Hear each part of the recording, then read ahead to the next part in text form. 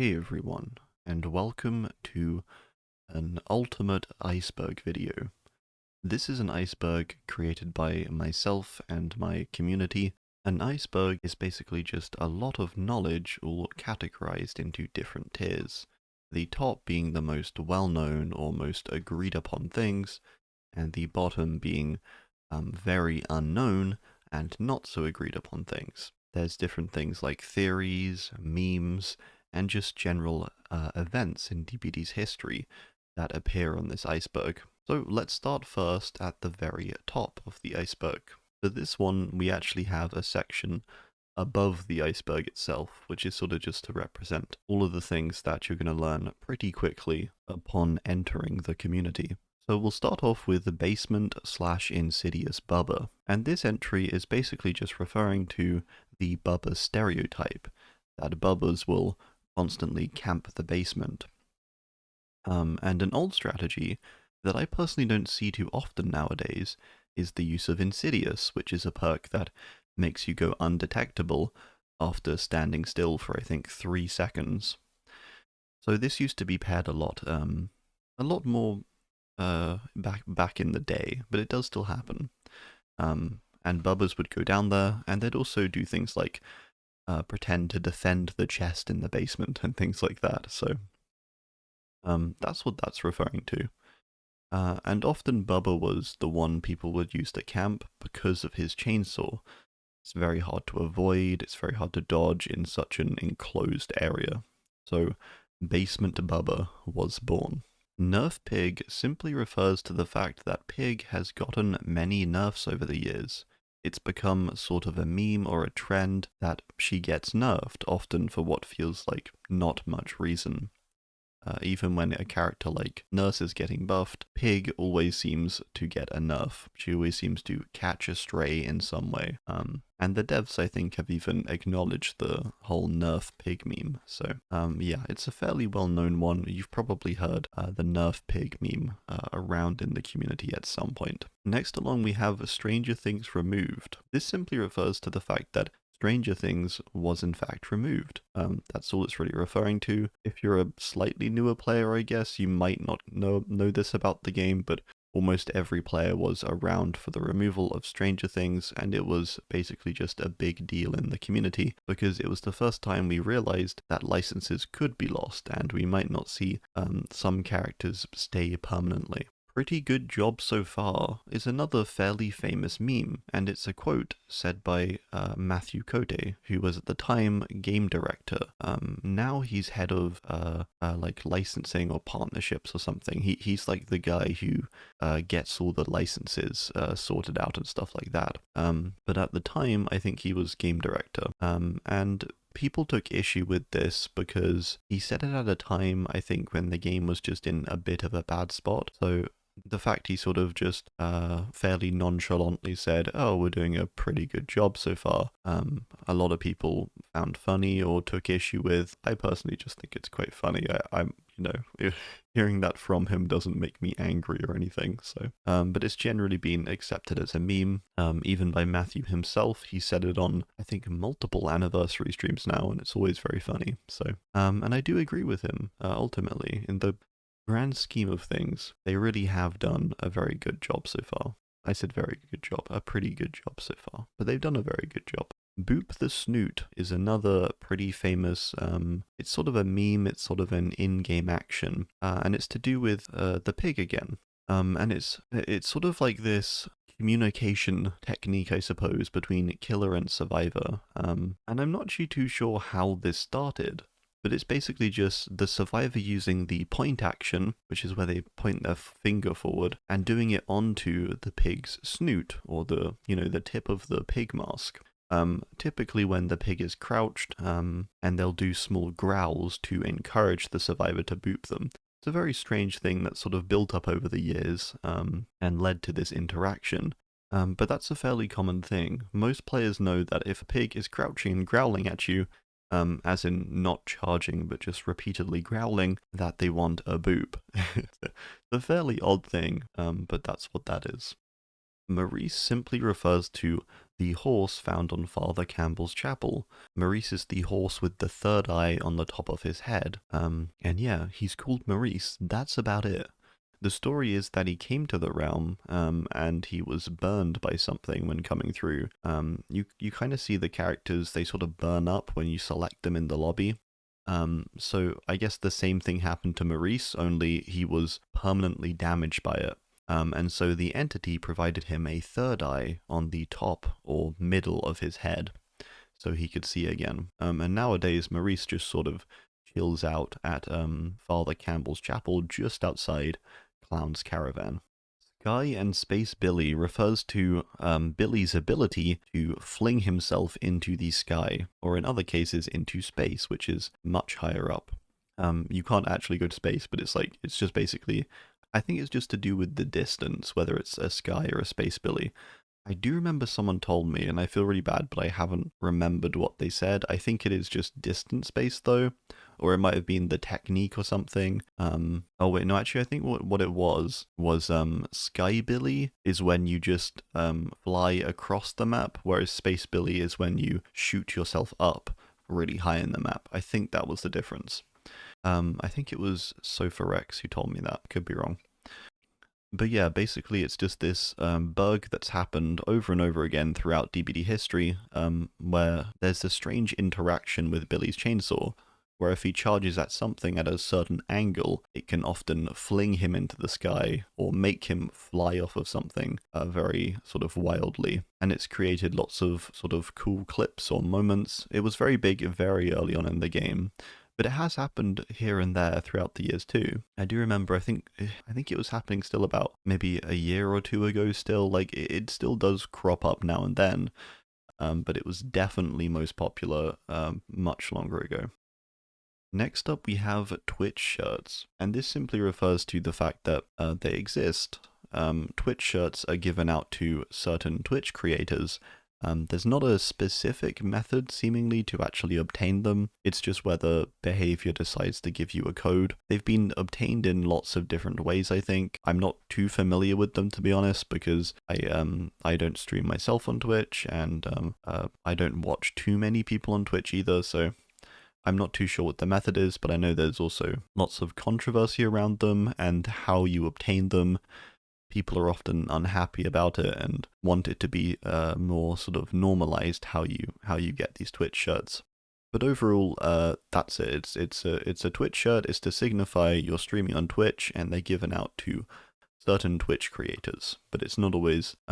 It's almost like a small endorsement before our next entry, which is Fog Whisperers. And Fog Whisperers are sort of creators that seem to represent the game, or behavior in some way too. They're given these special charms that they can put on their hooks that signifies they're a Fog Whisperer. And if you find a Fog Whisperer stream, you can also see they have sort of like a silver badge, which shows off they're a Fog Whisperer too. I'm not too sure what their actual sort of, well, it's not, I'm not sure if it's a job, but I'll say like job description is. But I think it's sort of like a brand ambassador, basically. So they sort of show off the product, they go to different events, and they do stuff like that. They promote the game and stream the game, and they do things like that, right? I think that's what it's mainly for. But it's also meant to be sort of like community figureheads and stuff like that too. So yeah. Next up we have God Palette. Now the God Palette simply refers to the palette at Shack, which is considered the God Palette because throwing it means you're basically guaranteed safety. Shack is already one of the strongest structures in the entire game, but when you throw down Shack Palette, or God Palette, it becomes even safer. You're pretty much guaranteed to get safety or escape the chase once that palette has gone down. You gain some distance. But God Palette can also refer more broadly to other palettes. For example, there's one on the game where there's like no other way around the palette. Like it would take you 3 times as long to walk around it rather than just breaking it as killer. So that would also be probably a God Palette because there's no other way of getting around it. It's not sort of economical unless you're Nurse, I suppose. So any palette that's just so strong that it almost forces you to break it, basically. Leaving it up would cause an infinite, pretty much. Nia is the entity is an ongoing DBD meme that you're probably going to hear fairly quickly too upon entering the community, and it's the fact that Nia, the survivor, is the entity. And this started off for rather sort of crude reasons. It was because, I think it's because Nia's like face animation quality like wasn't the best. Lots of people called her like ugly and stuff like that, which to be honest wasn't very nice. But it led to people saying she's the entity, the ruler of Dead by Daylight's realm. And you know, people have expanded on this over the years. I've said, I've made a video personally. It's about like 8 minutes long, and it's filled with lots of tenuous connections.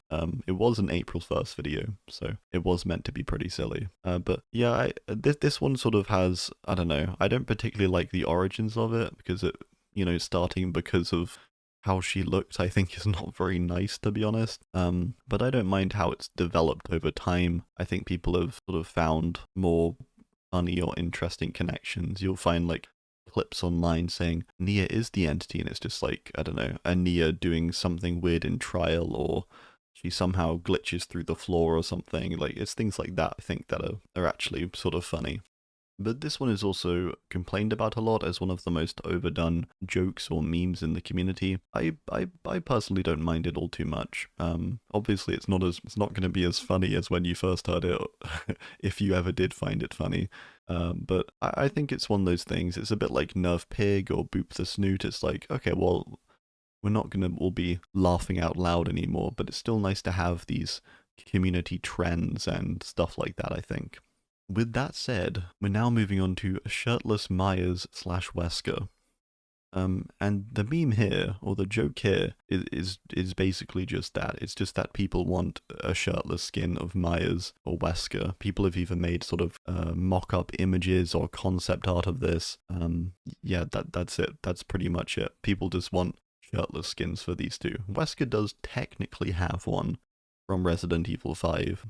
Which is what people often refer to for his. But yeah, that's it really. That's sort of the entry there, is just that people want shirtless skins. And this goes more broadly for characters over the years. Like characters like Felix have been requested to have one, and he actually has had one. I think multiple now. But yeah.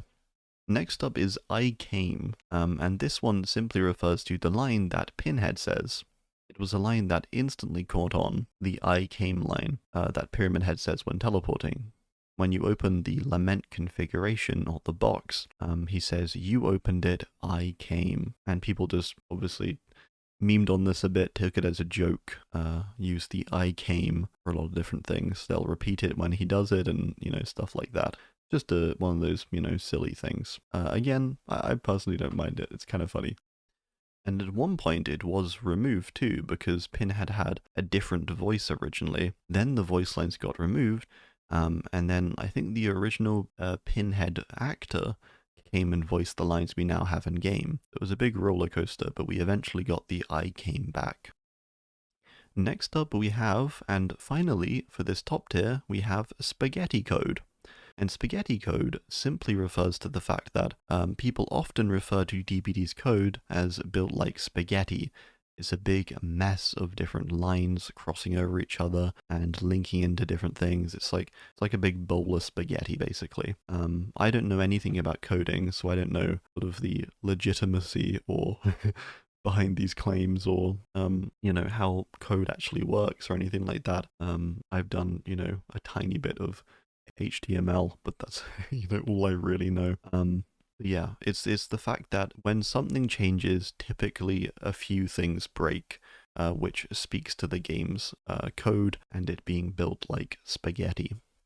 So now we're moving on to the next tier. This tier starts off with the Yamaoka statues, and this refers to the small Easter egg or secret that you can find on the Sanctum of Wrath map. On this map, there's a bunch of statues around the base of the central structure, and all of these statues will look your way, but only when you're not facing them. If you turn away and then turn back to them, they'll all be looking at you. But if you look at them and move around, they won't move. A bit like sort of the weeping angels from Doctor Who is something that people often refer to them as in terms of their behavior. except in this case, it's only their head that moves. It's not that they don't actually move and follow you in the map. They just turn to face you from the base of the structure. That's what that is. On the same realm, we have the Tanuki, which is a secret creature you can find on the map. And I think it's called a raccoon dog, a Tanuki. I'm not too sure. It's something like that. And basically you can find it throughout the map. The reason why I didn't put this one too low is because there is actually an achievement tied to it. I think it is an sort of like a hidden achievement, but it still means it's like fairly well signaled. You can come across this just by, you know, stumbling across it in game. So, yeah, basically it's a small creature you can find on the Yamokra Estate realm. When you approach it, it's in sort of this statue form. Then it becomes an animal that moves. It's got all these sort of, it looks like it's been affected by the entity. It sort of like moves around a little bit, and then it explodes in a big puff of smoke. Which is very sad. Next up, we have that Trapper was punished. This one is referring to Trapper being punished by the entity. This is something that has never been, I think, directly confirmed, but it's become such a popular theory that it's basically canon at this point. It probably is canon, in fairness. And I could be wrong. There might actually be evidence for this being canon, and I just have forgotten it because, I mean, there's so much lore. It's hard to keep track of. But basically, the idea is that the hooks piercing Trapper's skin are all punishments from the entity, because the Trapper is known to have fought back against the entity, to have sort of disobeyed it, or fought back against it, basically. It's not clear exactly how, but we do have a cinematic from, I think it was the old mobile version, with Trapper directly fighting the claws of the entity, just with his cleaver, which is quite bold of him, almost stupid, some might say. So the idea is that all the hooks piercing his skin, causing him intense pain constantly, were actually put there by the entity. The other sort of theory around this, sort of going into multiple here, but is that they're there because Evan, or the Trapper, used to be a survivor. When he was first taken, he could very well have been a survivor in the realm. And all these hooks piercing his skin are a sign of that, because obviously survivors have, you know, hooks piercing them when they're thrown on them during the trials. So all these hooks still in him are almost this sign that he was once on that side. But that's all the evidence we have for that, really. Aside a few other entries that do mention that the entity may put, or I think it's a Benedict entry who says, oh, some of these killers were survivors before, from my understanding.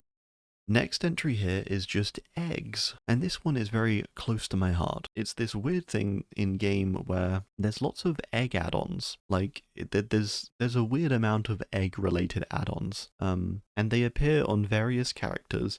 The main thing is just that I think at least, it's just very strange. There's so many add-ons relating to eggs. So this is all that really is. It's just referring to the fact that there's so many different egg-based add-ons in the game. Entity's language simply refers to the existence of the entity's language. The entity's language is something that can be seen in a few different ways. One way is it can be heard. It can be heard too. And it can be heard through various things, like when you enter the highest tier of Doctor's Madness, you'll hear this. That's the entity speaking. It's the entity speaking to the player or the survivor. You can hear it in the perk Whispers. It does the same when someone's nearby, or in the correct sort of cone of whispers. And there's a few other ways. It also appears in Legion's iridescent mixtape, where the entity is sort of singing on the mixtape. So there's that too. And it also appears in text format. It appears on a map add-on. It appears on the Year 1 anniversary weapons. And we see it in various places throughout the lore, throughout the game, in these different markings. There doesn't seem to be too much of a consistent basis for it, and no one has ever managed to actually translate any of it. At least it's not confirmed to be correct translation. Those who have thought they've translated at least part of it, it's never been confirmed to be a correct translation. So it's all sort of just a big mystery, but it does exist, it is there, and the devs have said it's possible. I believe they said that, at least. I seem to remember them saying that on the stream. Next up we have Vigo, and Vigo is a character sort of in the lore, but also just present within the game and its flavor text. He's the character responsible for creating the hatch in the trials, and also a few other things, possibly the golden toolboxes, which we'll talk about a little bit later. But Vigo is this mysterious character. He's sort of this survivor a character who seemed to once be a survivor, who managed to escape the trials, possibly by means of the hatch, and then also the realm itself, more than likely through the void. He's a character lots of people look to for answers, from the survivors themselves all the way to the observer. Lots of people sort of follow his lead. Gained an understanding of the realm. He's able to manifest things within the realm, which one of them is the hatch. The other thing is possibly even the blight serum, because obviously there's reference to Vigo in the blighted survivor outfits, which seems to mean there's a connection between Vigo and the blight as well. Many people actually originally thought that when the blight was going to release, it was going to be Vigo in killer form, but that didn't end up being the case, which means Vigo probably has escaped the realm, or at least the myth of Vigo is out there that he has escaped the realm. The other theory is that Vigo is actually the entity, and it's sort of just this trick that Vigo exists. He's not actually real, it's just the entity tricking them, giving them all hope that there is a chance to escape. So there's lots of different theories about Vigo. None of them are necessarily more true than any other. That's Vigo. The main thing we can accredit him for is the creation of the hatch within the trials, this sort of back route or exit out, and also some of the tools. The tools we have in the trials seem to be sort of an imitation of what his once were, a weaker version they're described as. Next up we have the feet obsession. This one's really bizarre, but basically people have noticed over the years that lots of characters, particularly on the killer side, do not have shoes on, and they often have their feet exposed. And it's led to people asking why this is. Why are there so many characters with their feet exposed? And the response has been over the years that, oh, there's someone at behavior who has, I don't know, like something for feet, or it's the entity itself, if we're talking like in trial or lore, reasons. Oh, the entity has this obsession for feet.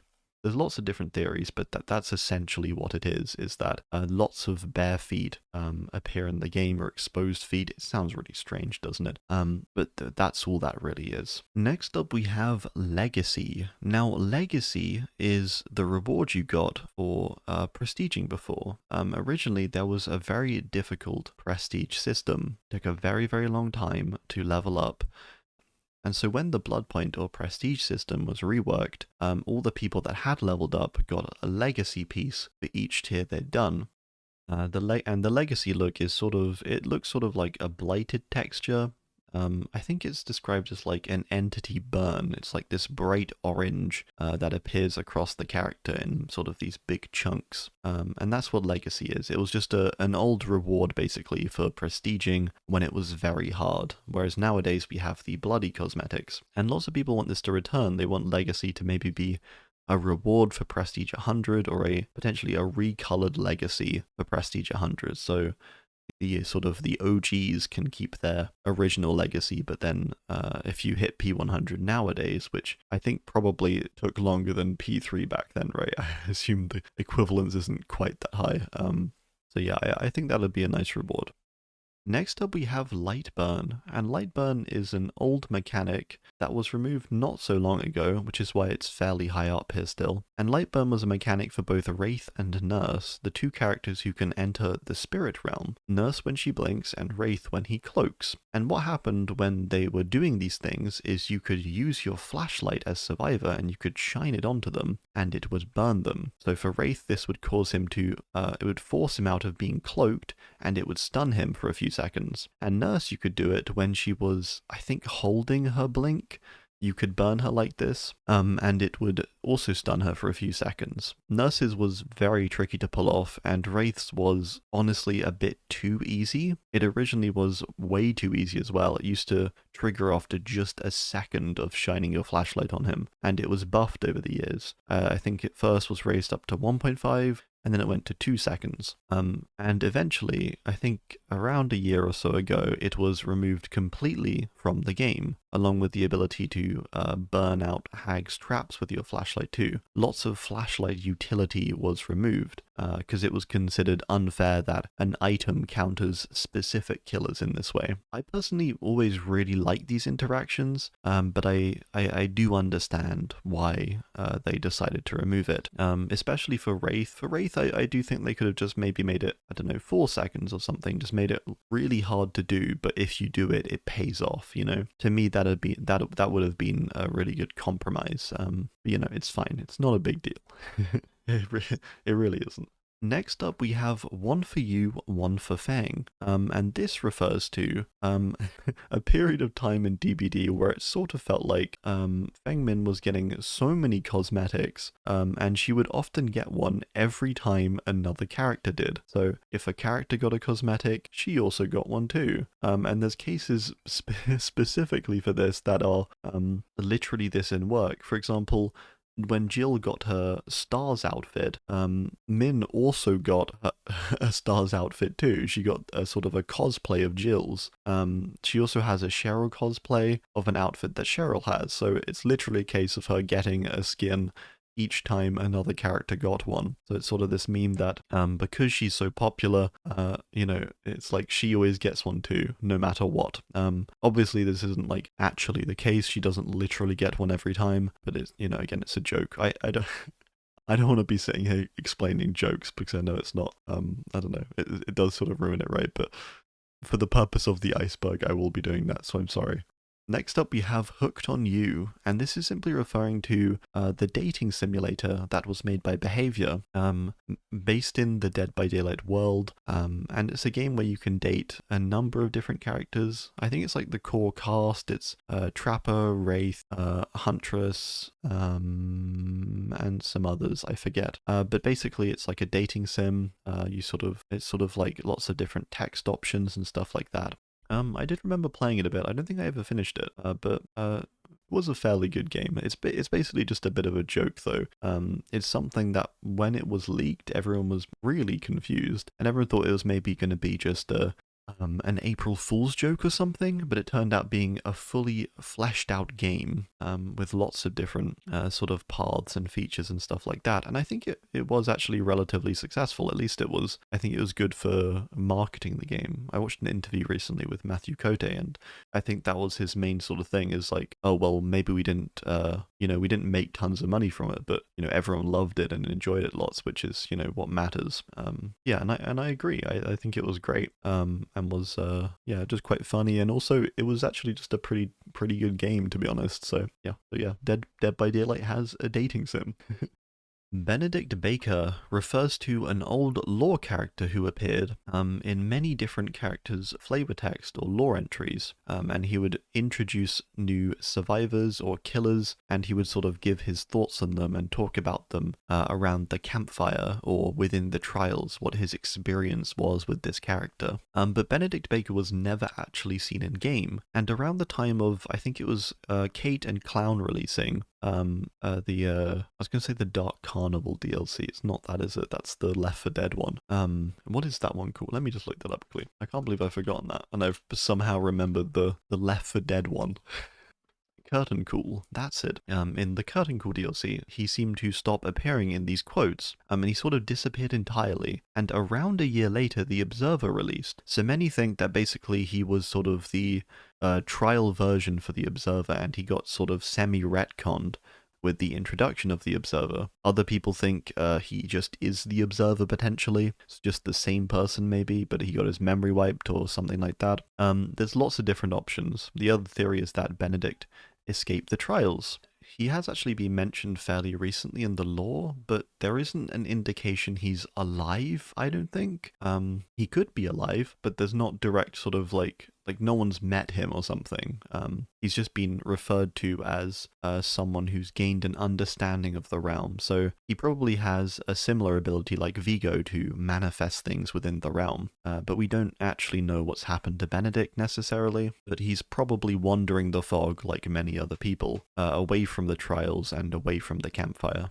Go play Civilization is another quote from Matthew Cote, and another memed one. It was another case of, I think the game not doing so well, or actually I think it was actually just someone wrote in and they were complaining that killers weren't scary enough anymore, I think. And there was survivors sort of flashlight clicking lots, being toxic, and they were basically complaining. And his response was to say, okay, well maybe just take a break and go play something else. Go play Civilization.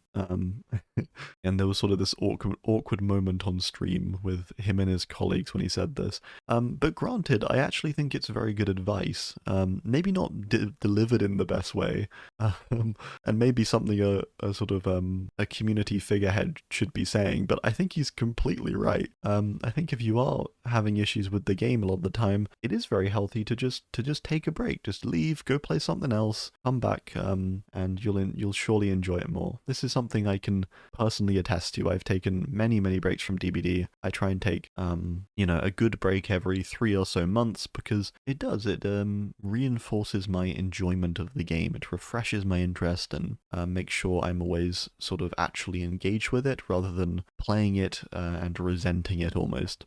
Flashlight clicking refers to the existence of flashlight clicking. This was a thing way back in the day that you could do with flashlights. You could sort of spam click the flashlight use button and it'd just be this constant clicking sound. It was very irritating, and it was one of the core ways survivors were toxic toward killers. This was removed around a couple years ago, I think in 2022, if I'm not mistaken, and it was actually removed because of possible health concerns, I think, like causing epilepsy, but it was sort of also probably removed as sort of a double swipe to also remove the toxic aspect of it too, because obviously it had been in the game for a long time already, so yeah. X was meant to be Y. This is basically just referring to all of those theories you hear that a certain chapter or character was meant to be a license of some kind. That's what I'm sort of just going to frame all of those into one because there's so many of these different theories. Like Artist was meant to be Candyman, and Skull Merchant was meant to be Predator, Knight was meant to be a For Honor chapter. There's so many of these different things. So basically it's the truth behind this is the truth behind all of these is that this isn't the case.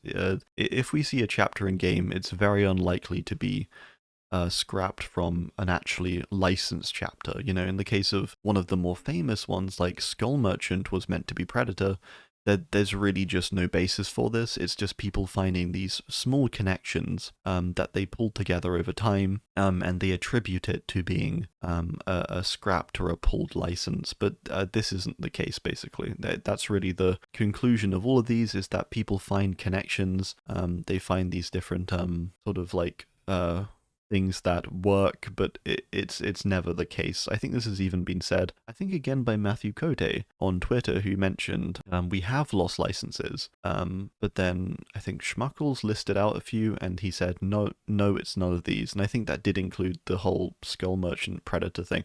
Basically it's been pretty much confirmed it's like definitely not true, and that was one of the more viable ones, so it means pretty much every other one that people might think is the case probably isn't the case. Yui's Hachamaki refers to the piece of sort of cloth, the piece of pink cloth you can see on every single one of her cosmetics. And this just refers mainly to the fact that it does appear on all of her cosmetics. If you look on Yui, you'll always see her pink Hachamaki on every single cosmetic. It's always somewhere on her, it's usually on her wrist, but it's sometimes on her leg, or I think round her head sometimes too. And it's a thing she got from her group, the Sakura 7, and it was sort of this, it was, I think, a replacement from an old one from her grandmother, I believe.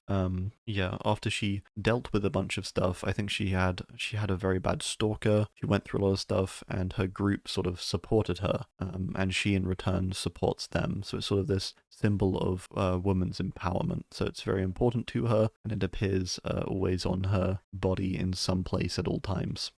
The casting of Frank Stone refers to the game The Casting of Frank Stone, which is part of the Dead by Daylight universe. This game released fairly recently in 2024, and it's sort of a story-based game. It's sort of outside of the realm. I won't spoil it, of course. I've not actually personally finished it myself either, so I actually can't really spoil it. But it's essentially just a spin-off game. Most people probably know it's part of the Dead by Daylight universe, which is why it's a bit higher up here, but maybe you don't know about it if you're, relatively new to DBD, or you just have no interest in those kinds of games, then yeah, you're not going to know about it probably.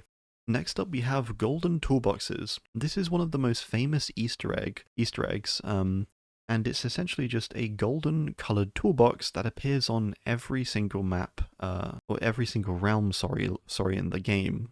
And these toolboxes, it's not always every map, it's usually, I think, one map within the realm, is how it works. But basically, they're these hidden toolboxes around different realms, and they just appear in all of them. It's not too certain what they are, but essentially they're just an Easter egg. It's just a cool little thing to find. There's always this hunt when a new realm releases to find the golden toolbox. So yeah, it's just a small Easter egg. There are theories surrounding it, like these being Vigo's original tools, or these maybe being linked to another way to escape the realm, stuff like that. But the sort of the core of it is just that they're an Easter egg. It's just a cool little Easter egg put in there, a golden toolbox to be found on every realm, people to sort of engage in this hunt for.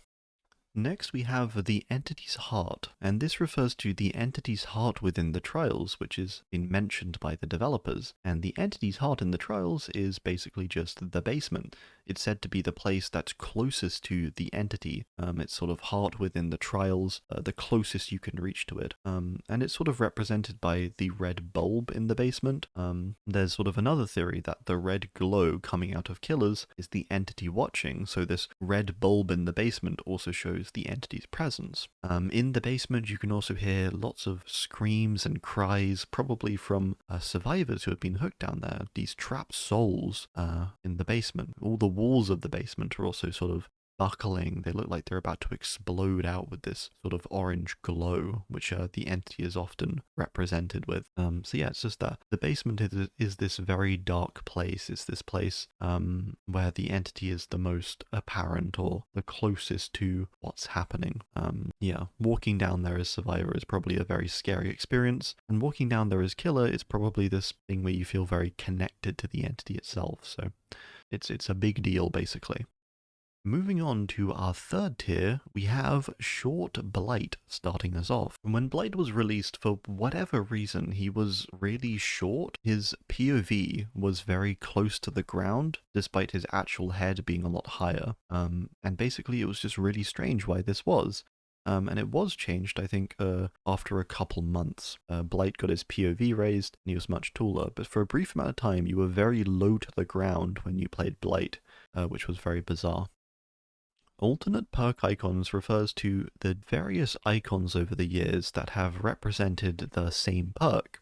So when Bill was originally added, he wasn't on, I think, consoles, he was just on PC. So he had a non-licensed version of his perk. So it was sort of, instead of like him in Unbreakable, it was just a guy. It wasn't Bill. It was just some generic guy to represent it. That way, like, console players could get the perks, so it was all fair. But they wouldn't have the sort of the licensing of Bill on them. And this has happened over the years with characters like Freddy or A Nightmare on Elm Street. And of course, even when Stranger Things was removed from the game, it happened across the entire game.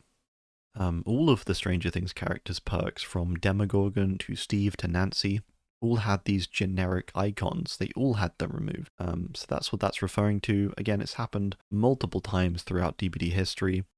The most famous one probably is Stranger Things, just because of how it was game wide. Everyone knew about it. It was definitely sort of no secret. And nowadays we've had those returned. So now we've actually lost the unlicensed versions, and we're probably never going to see them again.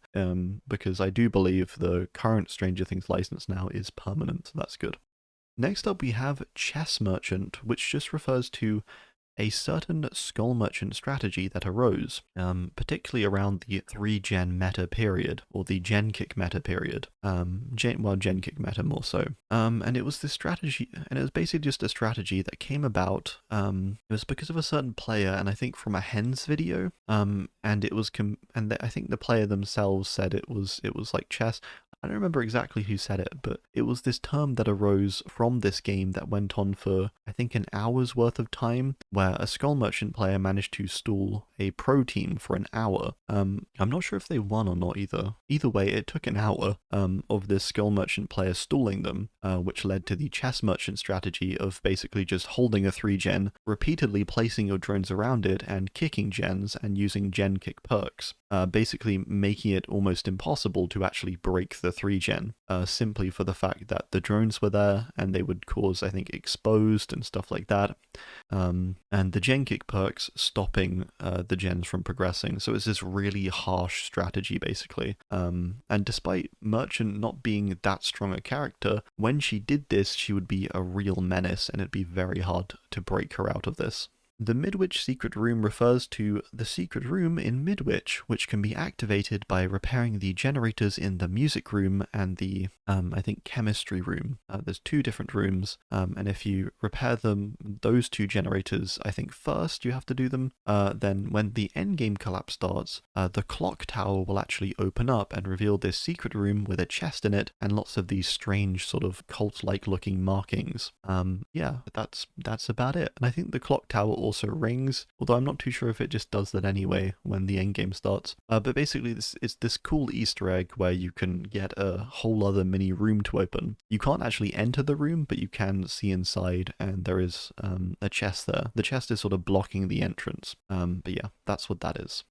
Candyman simply refers to all the times people have thought Candyman is coming to the game, yet time and time again he never has. Candyman is sort of a relatively famous horror character. It's weird because I've never really heard of Candyman personally as sort of this big horror character. Like I've never been too big into horror, but I've heard of people like Michael Myers and Freddy Krueger and all these kinds of people, but Candyman I'd never really heard of, so I didn't really understand the hype. But there is a lot of hype for the character, and there's been lots of connections over the years. The one I can think of that was like the closest or the best was for the year 5 anniversary, where the 5 was sort of shaped like a hook. And people thought that it was going to be a character with a hook, therefore, because the year before it was a 4 shaped like a pyramid, and it turned out to be Pyramid Head. So people thought the shape of the 5 was possibly referencing who the character was, which didn't end up to be the case. And the other thing I think was there was lots of references to, I think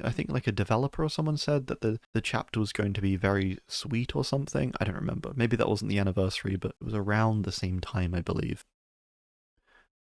Next is Bubba masks. This refers to the old masks Bubba used to have, which had him wearing a sort of a skin mask, or wearing a mask of each of the original 4 survivors. So there was one for Meg, there was one for Jake, there was one for Dwight, and there was one for Claudette. And the reason this was removed is actually because of the Claudette one, with many being unhappy about it because people were saying, it was like quite problematic, and Bubba players using it to harass streamers. The whole thing was really just quite horrible. The whole thing was really just very horrible. The fact it happened at all. Forever Freddy is a build that Freddy had just after he was originally reworked. For about, I think, a year or 2 he had this build, but the peak of the build was a combination of 2 add-ons, his swing chains and his jump rope. Both of these cause you to do, I think, basically all action speeds in the dream world way slower. It was like, I think, a total of like 20% slower. And then this was often paired up with Old Ruin, it was paired up with Sloppy Butcher, it was paired up with lots of slowdown things. And all coming together, it made this build where it was almost impossible to get out of the game because everything was so slow, gens took forever, healing took forever, everything was very irritating to deal with. I would debate he was also one of the strongest characters with this strategy, because he was so easy, but he was so strong, which seems weird to say today because many agree that Freddy is the weakest character in the game at the moment. But with this strategy, with the Forever Freddy strategy, he was debatably one of the strongest. Obviously, Nurse was probably still stronger, but you know, for like the average player, he was insanely strong, and it was very easy to use him. Because you know the dream world is passive, you can apply the dream world just by hitting. It was a very easy strategy. And the name Forever Freddy, I think, simply refers to the fact that games went on forever, or he would sort of forever trap you in the dream world, which caused these slowdowns. So it was Forever Freddy. The orange glyph refers to the orange glyph challenge, which is basically just this really unknown challenge, but it's this glyph challenge which will slow down some of your action speeds in game, and that's about it. It's this glyph that actively nerfs you on the killer side, and it's this sort of just this tough challenge. It's only appeared a few times, so lots of people just basically don't know about it, but it's this sort of, it's not secret technically, but it's this relatively unknown glyph and challenge that rarely appears in the tomes. Filters is referring to the ability to just use filters in Dead by Daylight, but more so the arguments around them that are caused. Filters have been a big point of contention over the years, with people saying they're unfair, people saying they're necessary. Some people think the game is like way too dark, for example, so you need filters to make the game brighter. But then other people use filters and they'll make it so everything else is sort of grey, but then blood is bright red so they can see it really clearly. So they can track the killer's red stain or a sort of blood on the ground, you know, stuff like that. Basically, people try and use it for an advantage, or but then the other side is people just trying to use it for, you know, to see better in the trials. So it's sort of a bit of both, and it sort of depends where you sit on this, I suppose. But yeah, it's basically this this ongoing argument in the community over whether filters should be allowed. Are they cheating? Are they necessary? Are they just preference? It's this ongoing argument. Everyone has a different opinion on them. Personally, I don't mind too much if it is really just like you're just reshading a few things, you're making them look a bit nicer, or you want to see a bit better in the trials. I think that's fair enough. The game doesn't have a lighting option or like a brightness or gamma option, so I think it's fine. Maybe it does give an unfair advantage. It probably does very slightly, even if you're just making it a bit brighter, but I mean, it's preference at the end of the day, isn't it? So, I don't know. I think as long as you're not going to an extreme to be able to see, like, the red stain or something, then it's not a big deal. But that's just me. DBD is hockey is referring to something one of the devs said, where they referred to the new MMR system, I think, or yeah, DBD's sort of rank system to being, or Dead by Daylight, I think just as a whole, to being like hockey, where, you know, it's like just because you made skillful plays to get a goal in hockey, I think this was the analogy, doesn't mean you get a point, sort of. So for Dead by Daylight, it was like, okay, just because you did a bunch of skillful things, if you ended up not getting a hook, then, you know, it sort of doesn't matter. It's like, well, a hook's a hook or a kill's a kill. It doesn't matter how you reach those things, because the system works by how many escapes you get as survivor, or how many kills you get as killer. And basically people just took issue with this system, and also this quote sort of became a bit of a meme. It was definitely taken too far by some people, and it was, yeah, it basically just became a bit of a meme in the community, with people saying, oh, DBD is like hockey. Yeah, it's a pretty silly meme joke between the community, but that's where that comes from. Doing Gens U is a sort of meme or phrase that has been repeated a lot, and it comes from a Noob3 video, who's one of the biggest DBD YouTubers. Debatably the biggest, some would say. It's probably Oddstarver now, I guess, isn't it? But Noob3 was always a very big creator.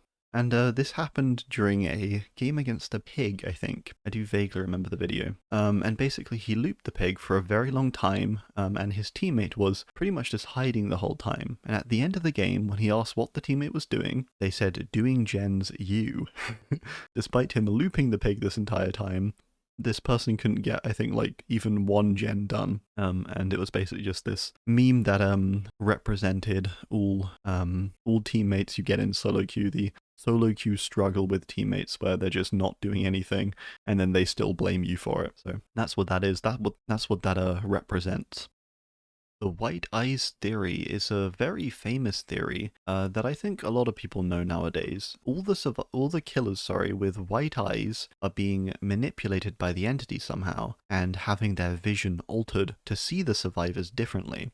So characters like Spirit have white eyes, for example, and the theory goes that she's seeing the survivors as her father, or something like that.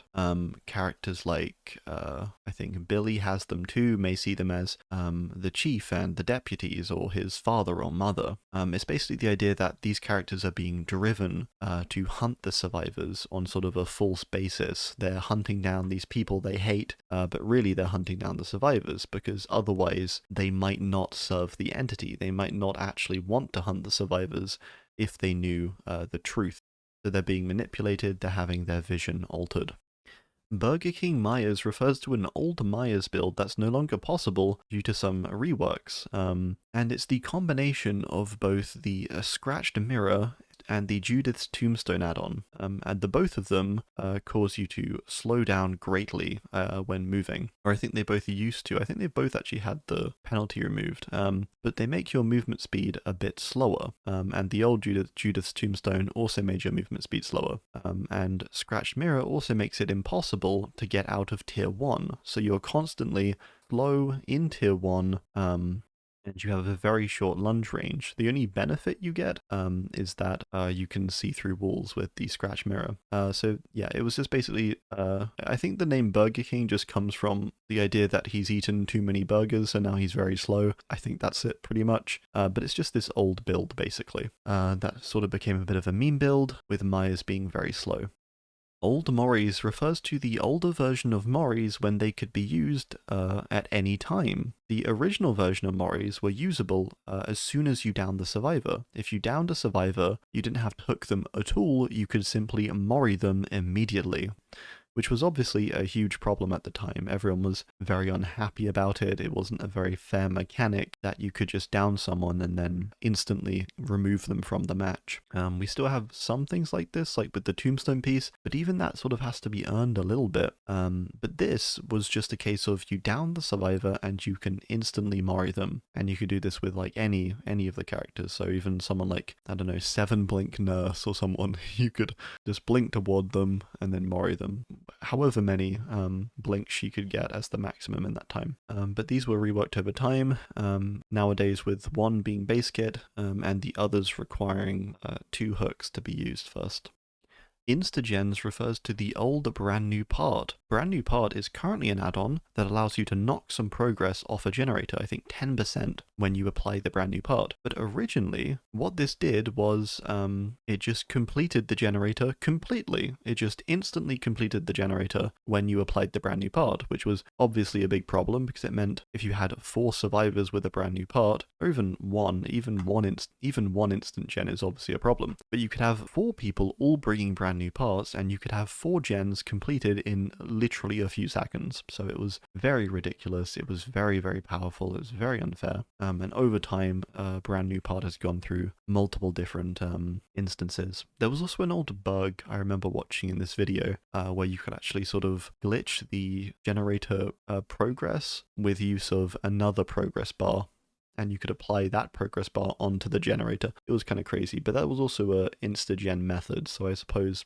this could also refer to that, but it's primarily referring to the old brand new parts. Gerald is sort of a fan-made character. Gerald is simply a combination of James and Cheryl, and it happened through a cosmetic glitch where you could combine different parts of cosmetics into one. You could do this to break the linked sets that often exist for characters, sets that can't be mixed and matched. There has been glitches throughout the years that can break these, allowing you to mix and match them. And because James Sunderland is technically just a skin for Cheryl, it meant you can actually break this, and you could combine both the body of James with the body of Cheryl, the head of James with the body of Cheryl, or the head of Cheryl with the body of James. And so this was a character often referred to as Gerald. So it's really just embodying the cosmetic glitch, but also this character of Gerald that was created. 7 Blink Nurse refers to the old ability of Nurse to blink up to 7 times with a combination of different add-ons. And over the years it's been 6 blinks, 5 blinks, and now currently is 3 blinks is the maximum. But back in the day, 7 Blink Nurse was possible with a combination of some add-ons. And her base, I think, was already, 3 or maybe 4 or maybe even 5. I'm not too sure. I don't remember too well, but it was already very high, but these 2 add-ons made it even higher and brought it up to 7. The complete RPD references the old version of RPD, or the original RPD, which contained both the East and West Wing into one map. And there were lots of issues with the original RPD, or the complete RPD, because it caused lots of, I think, lagging or even crashing in console versions. Maybe just lagging, I'm not too sure.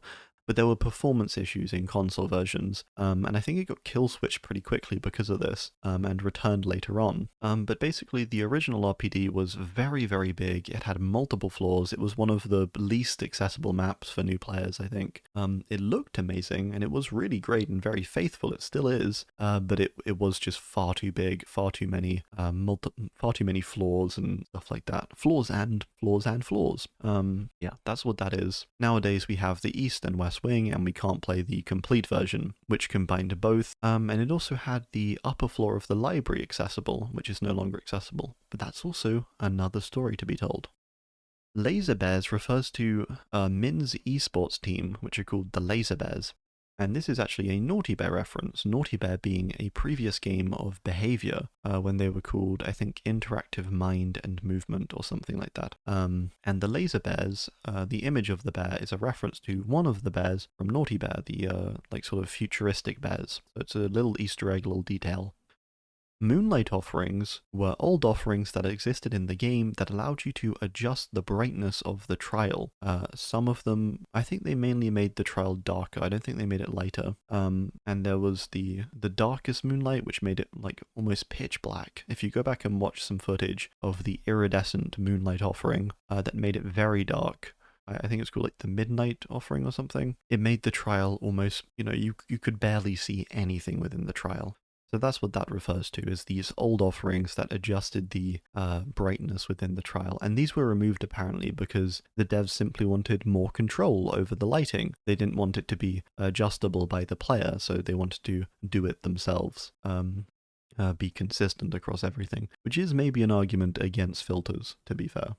Next up we have Chris X Wesker. This is simply just a ship between Chris and Wesker. And this is one that sort of transcends DBD. It comes originally from Resident Evil, because Wesker is so obsessed with Chris. In Resident Evil 5, he's constantly focusing on him. He often ignores Sheva, which is very rude, because he's so obsessed with Chris and, the way he says his name, Chris, all that kind of stuff. Yeah, it's just a shit between them. The obsession Chris has back, in fairness, too, over Wesker and catching him, is this idea that they're actually secretly in love.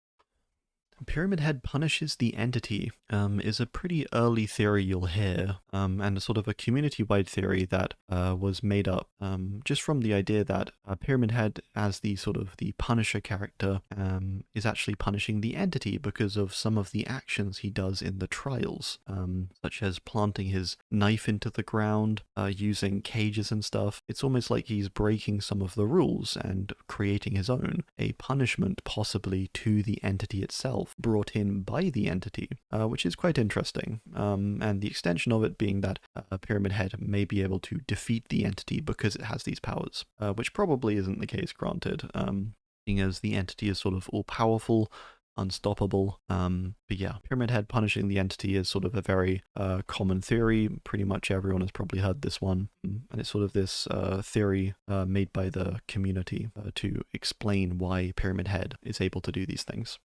Old Legion refers to the old version of Legion, who caused many DCs over the, well, not over the years, who caused many DCs whilst they were in this state. Basically, they got reworked and they were in this very broken state where they could apply Deep Wound, and because of the way it worked back then, they could then chase you like backwards, looking at the ground, and it wouldn't count as a chase. So they could hit you and they could follow you and basically make your bleed out timer run out and you could do nothing about it. I think that was essentially the strategy, and it caused people to DC. It wasn't actually, I think, that powerful. It was just very annoying. It was very irritating to play against because you couldn't escape it. You know, you got hit and then you got chased backwards and you just couldn't really do much. It was just a very irritating strategy. It led to everyone just really hating Legion, basically. And so eventually the rework happened and now Legion are completely different. Trickster's lullaby refers to the fact that he even has a lullaby. A bit like Huntress has a lullaby, which is sort of almost this second terror radius, Trickster actually has one too. But it's very faint, it's sort of quite hard to pick out, but it's this very sort of low hum music track. And I think there's some screams in there too, which is part of this entry here on the iceberg, is that the small sort of like wails that can be heard, I think. And not whales like blue whales, obviously. Realm Bears refers to the bears that you can find across multiple different realms. They have these sort of blue and white stripy t-shirts, I think. And this is presumed to be a Naughty Bear reference again, a reference to Behavior's older game Naughty Bear, all these bears laying around the different maps, just simply being a reference to that. That's all it really is. It's just a bit odd. They appear in strange places sometimes. For example, in Crotus Pren's shack they appear, and it just looks very sort of out of place if you just look at it sort of alone. The bear it seems very, I don't know, well yeah, it seems out of place.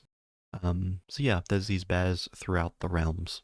Finally, for this tier, we have Wraith is warning the survivors, and this is the theory that when Wraith rings his bell, he does so because he actually wants to warn the survivors that he's coming. And this theory comes from the fact that a big part of Wraith's tome lore is that he fails to warn his village of oncoming soldiers or attackers, causing them all to die, and causing, I think, his grandparents to die. I think they're the ones who die. And Wraith is like the only survivor, basically, from his town or village, I forget which one it is, because he didn't ring the warning bell. And so he constantly holds this guilt with him all this time. He feels responsible for it, which is, you know, obviously he's not really to blame. It's, you know, the people attacking them, right? But yeah, he's only like 10 at the time and he feels like really responsible for what's happened. And it's a big sort of moment in his lore. It's this big driving force, and it does sort of seem to be the point when which triggers his journey to the entity connecting with him and first sort of taking a hold of him. It's quite an important moment, but it's also this moment of intense guilt he feels. So the idea is that to this day, he's almost trying to repay that. He's trying to go back on that and warn the survivors now. You know, take the option to warn them, because he's one of the characters who definitely has more humanity remaining within them, and is definitely quite manipulated too by the entity after being sort of hunted by it for so long, haunted by it almost throughout his life. So this small warning to survivors before he attacks is almost this tiny mercy, despite him knowing that he can't not hunt them either. So yeah, it's this nice theory. It's one of my personal favorites, actually, this theory. I think it's a really good one, despite it being quite simple, quite small. It's a really nice theory that fleshes out the character a lot and also just fits really well with the lore. I think it just works very well. So yeah, that's the end of that tier. And that's where we're going to leave off this part for today. We're going to do about 3 parts, I think. Next one will be another 3 or so tiers, and then the last part will be the last 3 tiers. So there you have it. That's the first 3 tiers of the iceberg. I do hope you enjoyed. Let me know your thoughts below, or anything you would add as well, if you're still awake. Thanks for watching, and good night.